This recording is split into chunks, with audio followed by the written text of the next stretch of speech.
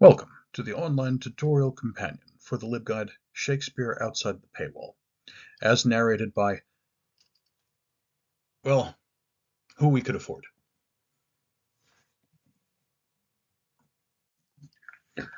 The design of this LibGuide is meant to welcome anyone who wishes to engage with Shakespearean texts.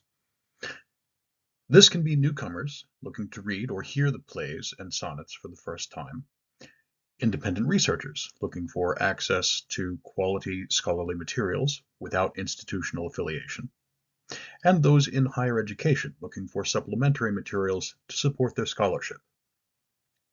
All materials listed in this guide are open access as of this recording, and all hyperlinks are currently functional.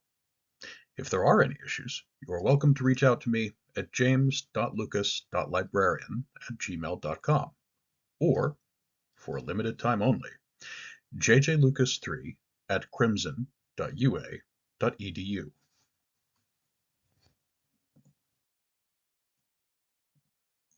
The tab labeled Links to the Works takes readers to Shakespeare's texts in ways that vary in their utility, searchability, and ease of use. The MIT Complete Shakespeare offers no-frills, modern spelling, online editions of Shakespeare's works. What it lacks in research tools and other utilities, it makes up for in its straightforward, user-friendly interface.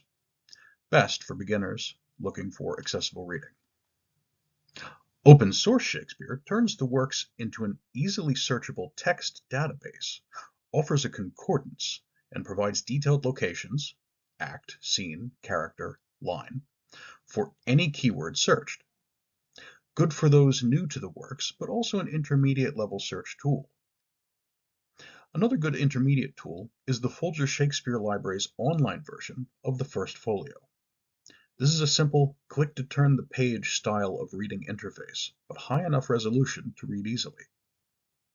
For more advanced interactions with the texts, the Internet Shakespeare Editions site has high-resolution facsimiles of folio and quarto editions of Shakespeare's works. The Bodleian First Folio also offers high-resolution files, but XML tools and other resources.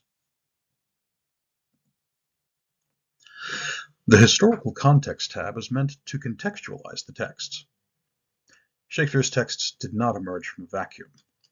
There were distinct cultural and material conditions that informed his works. The resources in this tab are meant to provide an entry point into historical and phonological contexts into his choice of diction, or, to put it simply, historical topics he chose to write about, why, and how it likely sounded on stage. The books provided give citations to primary sources from many 16th and 17th century legal, historical, and other texts that are freely available. The videos on original pronunciation hearken to the 16th and 17th century styles of speaking and provide fresh insights on Shakespeare's rhyme schemes, punning, and word choices. These materials are further supplemented with video representations on how the First Folio was printed. The Final tab is meant to provide free, if limited, scholarly access to peer-reviewed academic materials and audio companion files to the texts. JSTOR allows anyone to sign up for free with a Google or Microsoft account, or even just an email. It allows access up to 100 free articles per month. There is a 6-year embargo on Shakespeare Quarterly, so the most recent scholarship from that journal is unavailable. But a simple keyword search across JSTOR for Shakespeare over the choice of content I can access yielded an impressive 215,580 results. It might take a while to refine those results, but you can't beat the price. LibriVox is a site dedicated to putting public domain books into an audio format. Since no one author, understandably, wants to read the entire collected works of Shakespeare at a sitting, individual plays and sonnets have to be looked up by title. But in my experience, having the plays or sonnets read aloud as I follow along in the text brings new life to the works. It also keeps me on my toes with the textual choices and changes made by some modern editors. Overall, though, highly recommended to anyone who might be having difficulty reading the plays for the first time. The Internet Archive is another excellent source for audio of plays and sonnets, and again, needing individual title searches. Some of the audio is by professional theater troupes, so there is a higher degree of quality than LibriVox in some cases, and it is easier to distinguish individual characters played by actors rather than a single narrator. As a final note on the Shakespeare resources that I found outside of institutional access points, I'd like to say that not all that is free is without value. The historical sources in the previous section may not be timely, but neither are Shakespeare's original texts. But the relevance of those older sources of scholarship is still clear decades or centuries later.